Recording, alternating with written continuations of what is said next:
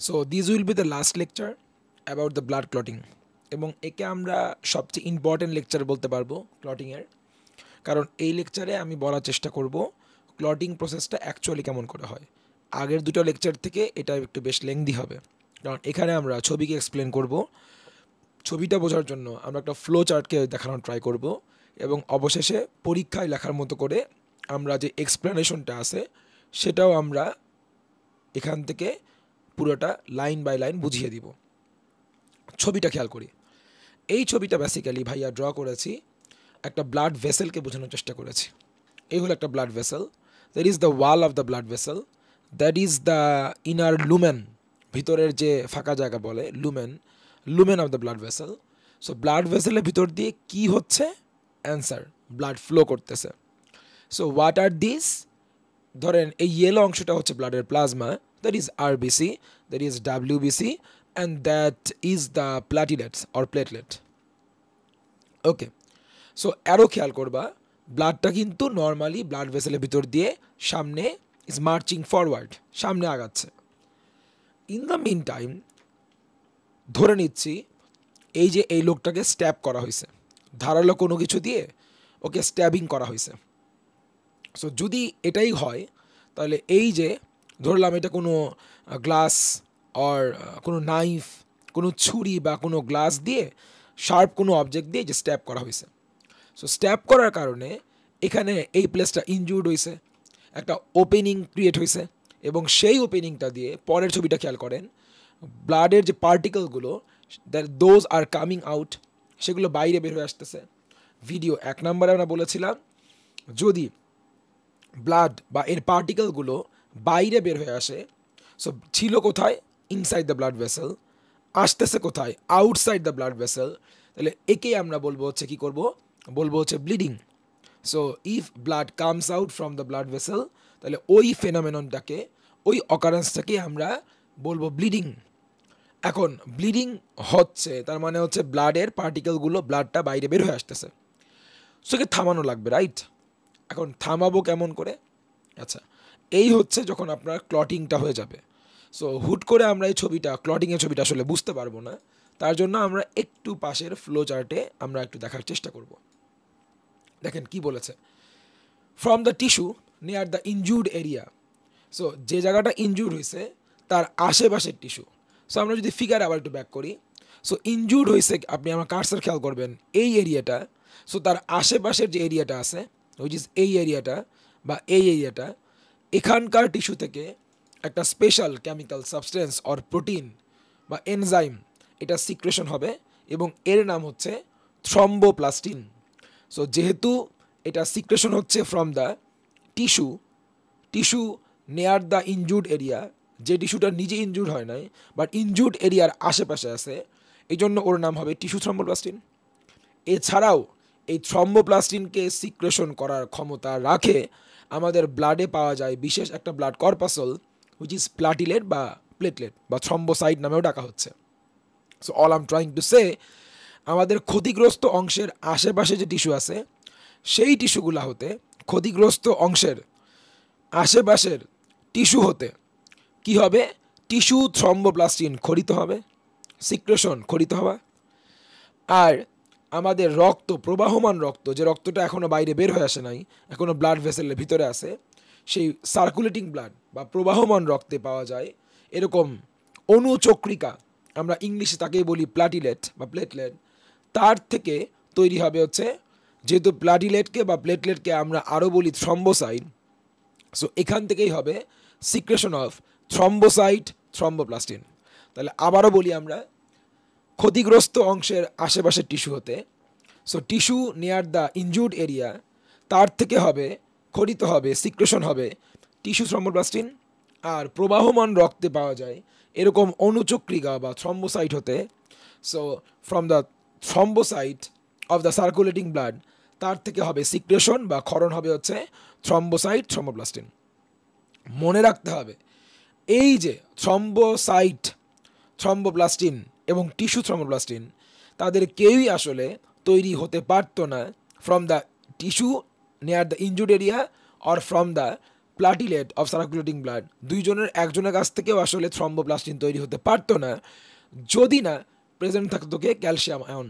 So calcium আয়নকে এই সময় মাস্ট আমাদের ব্লাডে প্রেজেন্ট থাকতে হবে। এবার in the presence of calcium ion যখন টিস্যু থ্রম্বোপ্লাস্টিন এবং থ্রম্বোসাইট থ্রম্বোপ্লাস্টিন সিক্রেট হয়ে গেল, স্বভাবতই মাথায় কোশ্চেনটা আসবে তাহলে কি এমন হলো, ওদের আসলে কাজটা কি? So let me tell you ওদের কাজটা কি। থ্রম্বোপ্লাস্টিনকে আমরা আরও বলি prothrombin activator. So thromboplastin basically prothrombin নামে একটা স্পেশাল প্রোটিনকে, যেটা এখন আসে ইনঅ্যাক্টিভ অবস্থায়, বা থ্রম্বোপ্লাস্টিনের কারণে সেটা কি করবে, অ্যাক্টিভ ফর্মে চলে আসবে। Let me repeat again. তাহলে আমরা বলতেছি এই যে আমাদের ক্যালসিয়াম আয়নের প্রেজেন্সে টিস্যু থ্রম্বোপ্লাস্টিন, থ্রম্বোসাইট থেকে থ্রম্বোপ্লাস্টিন যে সিক্রেশন হলো, খরিত হলো, এবার এই থ্রম্বোপ্লাস্টিন নামের এনজাইমটা একটা স্পেশাল কেমিক্যাল চেঞ্জকে মেডিয়েট করবে। তাহলে এই এনজাইমের কারণে একটা বিশেষ রাসায়নিক পরিবর্তন হবে। কি পরিবর্তন? প্রোথ্রম্বিনটা থ্রম্বিনে পরিবর্তিত হবে। সো আমরা প্রোথ্রম্বিনকে থ্রম্বিনে পরিণত করা যে কথা, নিষ্ক্রিয় প্রোথ্রম্বিনকে সক্রিয় থ্রম্বিনে পরিণত করা সেম কথা। সো প্রোথ্রম্বিন তাহলে নিষ্ক্রিয়, ইনঅ্যাক্টিভ, আর তাকেই অ্যাক্টিভেট করলে কি হয়ে যায়, থ্রম্বিন হয়ে যায়। এই জন্যই খেয়াল করো, ইনঅ্যাক্টিভ প্রোথ্রম্বিন অ্যাক্টিভেটেড হয়ে কি হয়ে গেল, থ্রম্বিন। আর এই অ্যাক্টিভেট করতে সাহায্য করলো কে, থ্রম্বোপ্লাস্টিন। এই জন্যই থ্রম্বোপ্লাস্টিনকে বলা হয় প্রোথ্রম্বিন অ্যাক্টিভেটর। এখন থ্রম্বিন দিয়ে আমাদের কি স্বার্থ উদ্ধার হবে?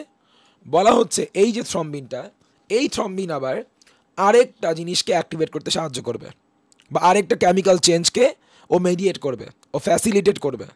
সো এই যে থ্রম্বিনটা তৈরি হলো তার কারণে আরেকটা রাসায়নিক পরিবর্তন ঘটতে যাচ্ছে, সেটা হলো ফাইব্রিনোজেন নামের ইনঅ্যাক্টিভ প্রোটিন ফাইব্রিন নামের প্রোটিনে পরিণত হচ্ছে। আবারও রিপিট করি। সো থ্রম্বোপ্লাস্টিনের কারণে যেমনভাবে ইনঅ্যাক্টিভ প্রোথ্রম্বিন অ্যাক্টিভ থ্রম্বিন হবে, ওই থ্রম্বিনের কারণে আবার ইনঅ্যাক্টিভ ফাইব্রিনোজেন অ্যাক্টিভ ফাইব্রিনে কনভার্ট করবে। নাম শুনেই একটা ভাইব পাওয়া যায়, ফাইব্রিন, ফাইবারের মতো, যেটা প্রোটিন, লাইক প্রোটিন, কার মতো প্রোটিন, ফাইবারের মতো, সুতার মতো। সো ফাইবার মানে সুতা, রাইট? সো একটা সুতা দিয়ে তো নিশ্চয়ই জাল বানানো যায় না, তাই না স্যার? একটা সুতা দিয়ে কি আপনি জাল বানাতে পারবেন? জাল বানানোর জন্য অনেকগুলা সুতা লাগে। ওই ফাইবার বা সুতাগুলোকে আমরা একটার সাথে আর একটা কানেক্ট করে দিয়ে আমরা কি বানায় ফেলবো স্যার, নেট বা জাল বানায় ফেলবো।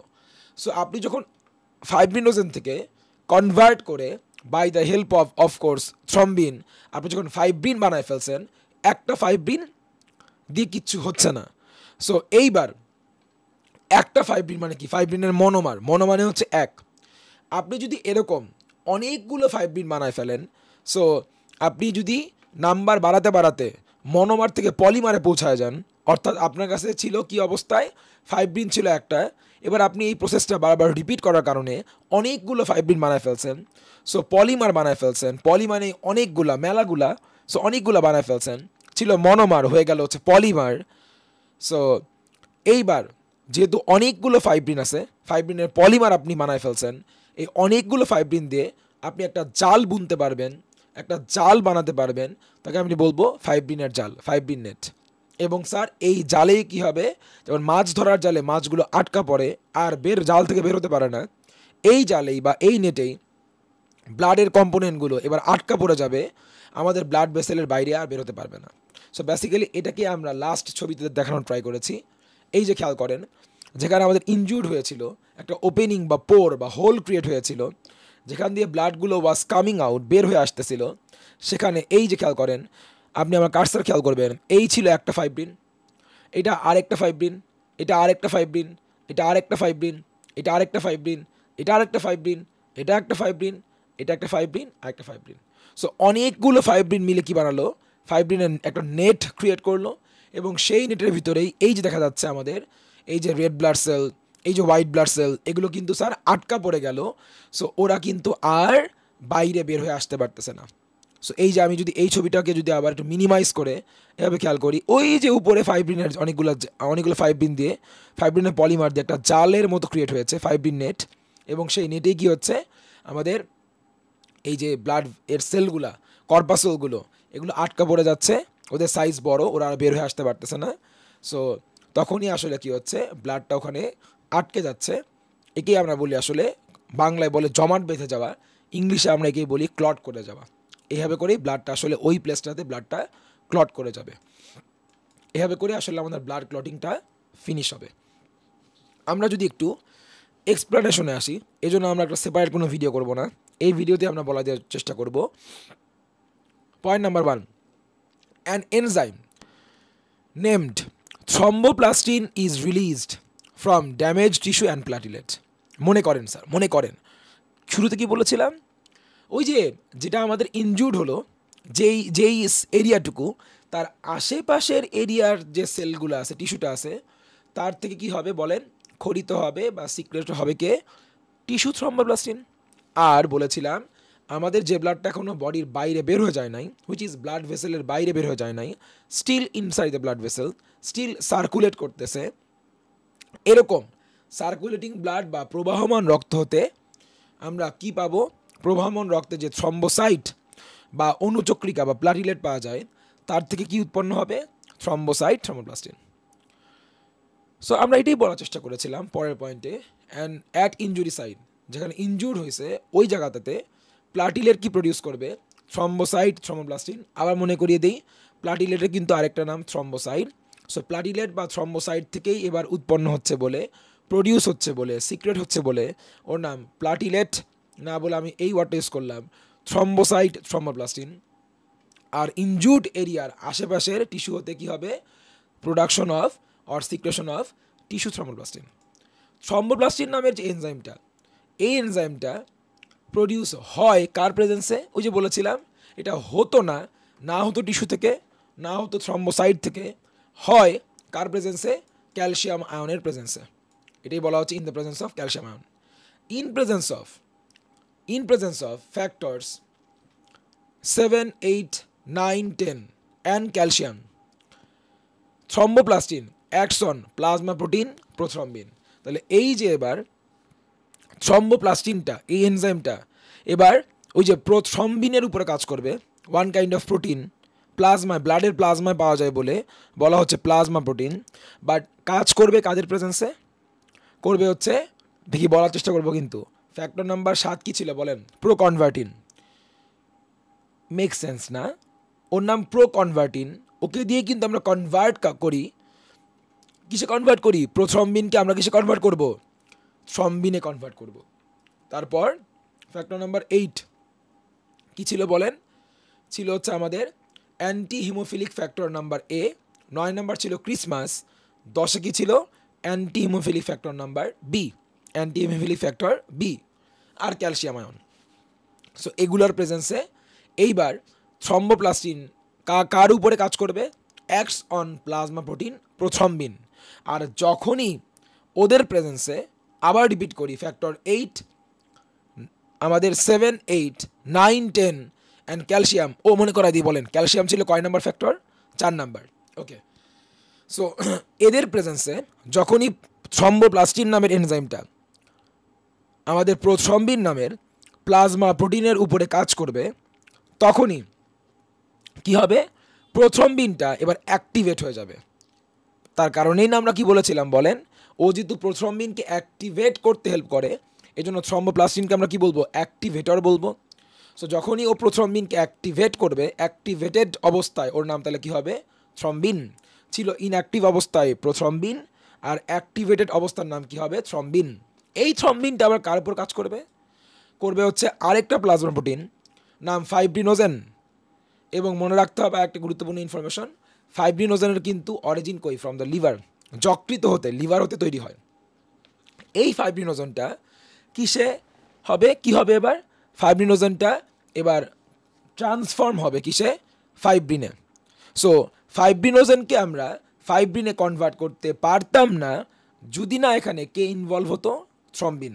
তাহলে থ্রম্বিনের কারণেই আসলে কি হয়, ফাইব্রিনোজেনটা ফাইব্রিনে ট্রান্সফর্ম করে বা কনভার্ট করে বসে। তাও হয়ে গেল। এইবার মনে রাখতে হবে যে ফাইব্রিনটা হচ্ছে একটা ইনসলিউবল ফাইবার লাইক প্রোটিন। মনে আছে বলেছিলাম ওই যে ফাইব্রিন নাম শুনলেই ফাইবার ফাইবার লাগে, ওটা আসলেই ফাইবার লাইক সুতার মতো প্রোটিন। সুতা দিয়ে না মানুষ জাল বনে।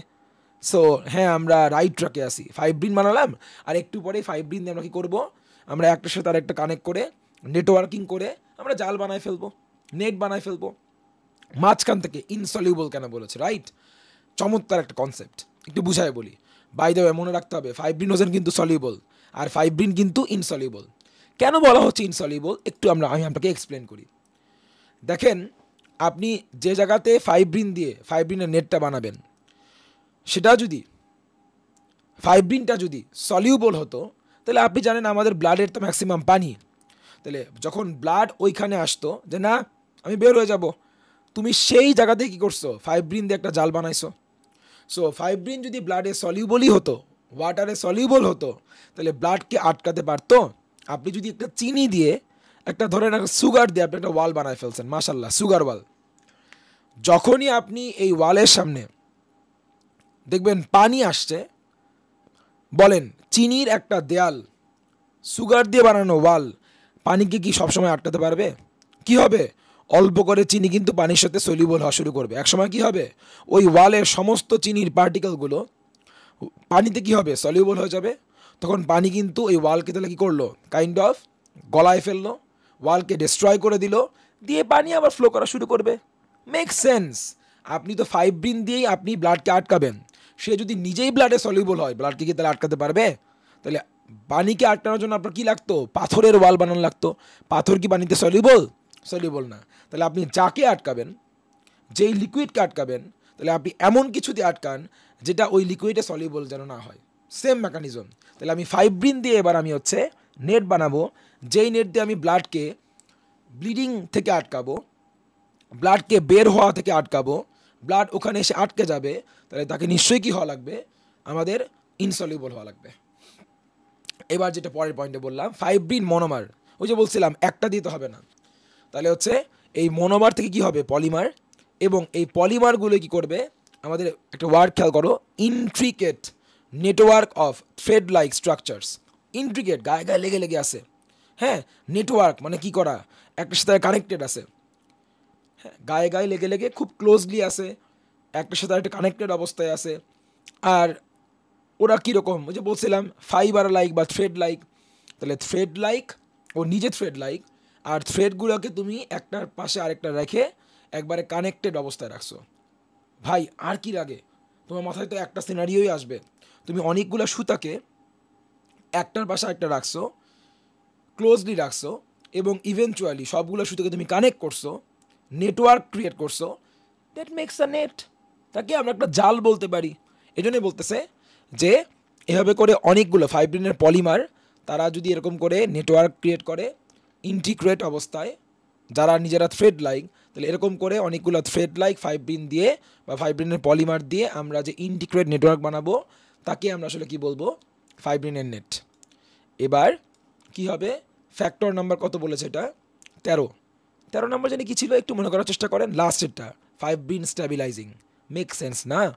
আপনি যদি এই জালটাকে এবার স্ট্যাবল করতে না পারেন, বলেন আপনি যদি এমন কিছু দিয়ে জাল বানান, সুতা পাতলা নরম সুতা, মাছ পুরা লেজের ধাক্কায় মাছ পুরা বের হয়ে আসা ট্রাই করতেছে, আমাদের আমাদের নেটটা যদি স্ট্রং না হয়, তাহলে কি মাছ কি করবে, জাল ছিঁড়ে বের হয়ে আসবে, নেটটাকে ছিঁড়ে ফেলবে।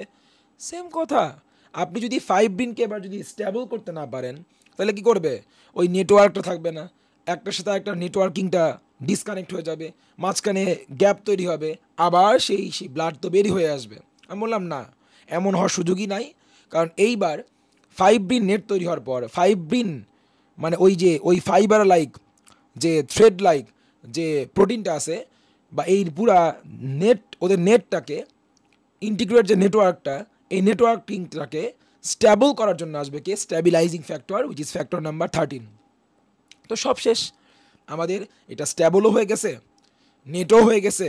এবার কি করবে, ব্লাড নিশ্চয়ই কী হয়ে যাবে, আর বের হতে পারবে না। তাহলে এই বললাম না, জালে মাছ আটকা পড়লো, আর কি বললাম, ব্লাডের সেল বা প্লাজমা এটাও কিন্তু এই নেটে ট্র্যাপড হলো, আটকা পড়ে গেল। তাহলে আটকে পড়ে যাওয়া মানে কি হবে না, আর বাইরে বের আসতে পারবে না, আর বাইরে বের আসতে পারে না বলে কি বলতে পারি, ঠিক ওই জায়গাতে ব্লাডটা ক্লট করে গেছে, ব্লাডের কোয়াগুলেশন হয়েছে, সো ব্লিডিংও স্টপ হয়ে গেছে। সো লাস্ট পয়েন্টটা, thus clotting or coagulation of blood is done. আর মনে রাখতে হবে এটা কিন্তু অ্যাভারেজে কিন্তু আমাদের এই যে যদি খুব বেশি আমাদের যদি ডিপ ওন না হয়, খুব গভীর ক্ষত না হয়, তাহলে মোটামুটি একটা মাইল্ড ওন হলে, মানে মোটামুটি খুব একটা বেশি ক্ষত হয় নাই, অল্প কাটছে, এরকম যদি হয়, তাহলে ব্লাড কিন্তু ক্লট করতে বা রক্ত জমাট বাঁধতে অন অ্যান অ্যাভারেজ 4 থেকে 5 মিনিটের মতো সময় লাগার কথা। একে বলা হচ্ছে স্বাভাবিক রক্ততঞ্চনকাল। রক্ততঞ্চন বা রক্ত জমাট বাঁধতে স্বাভাবিকভাবে নর্মালি কত সময় লাগে, আমরা অ্যান্সার দিব 4 to 5 মিনিটস, 4 থেকে 5 মিনিটের মতো সময় লাগতে পারে বা লাগে। তাহলে এই ছিল আমাদের কি, এটাই ছিল আমাদের ব্লাডের ক্লটিংয়ের মেকানিজম।